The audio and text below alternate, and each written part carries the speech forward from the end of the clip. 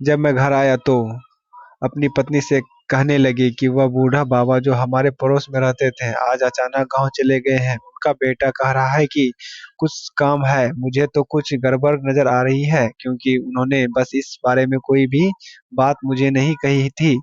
वह बिना बताए कैसे जा सकता है जबकि वह काफी साल से यहाँ पर रह रहा थे।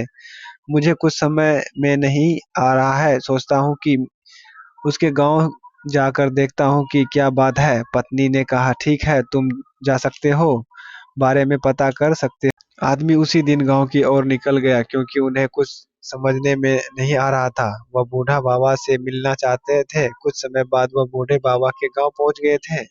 उससे मिलने के लिए चले गए। जब वो उनके घर पहुंचे तो बाबा बैठे हुए थे। वह बूढ़ा बाबा पूछता है कि आप यहाँ कैसे आ गए हो, अपने हमारे बिल्कुल भी बताया नहीं।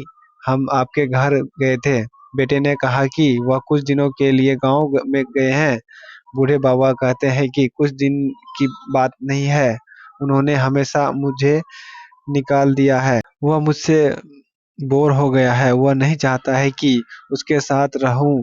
सुनकर आदमी सोच में पड़ जाता है। पूछता है कि ऐसा क्या बात हो गई जिसके कारण वह से उन्होंने आपको यहाँ भेज दिया। तभी बूढ़ा आदमी कहता है कि मैं अब बूढ़ा हो चुका हूँ, उनको कोई काम नहीं आ सकता, इसलिए शायद यही समझते हैं कि मुझे गांव में रहना चाहिए और उन्होंने मुझे यहाँ पर भेज दिया। बात तो सिर्फ यही है कि मैं बूढ़ा हो चुका हूँ, उनके कभी काम नहीं आ सकता हूँ, इसलिए शायद वो मुझसे बोर हो गए हैं और मुझे गांव भेज दिया गया है। अब मैं इसके बारे में कुछ भी नहीं बता सकता हूँ। कुछ दिन बाद सभी लोग मुझसे पूछेंगे कितने साल बाद यहाँ पर रहने की क्यों आ गए हो, पर यह तो कोई भी नहीं रहता है। तुम यहाँ पर कैसे रह पाओगे? मेरे पास उनकी बात का जवाब भी नहीं होगा। आदमी कहता है कि आपसे मिलते मिलते बहुत ज्यादा अच्छा महसूस कर रहा हूँ। मुझे ऐसा लगता है कि आपको वहीं रहना चाहिए, बट आपका बेटा अगर नहीं रखता चाहता है तो आपको मैं रख लूंगा।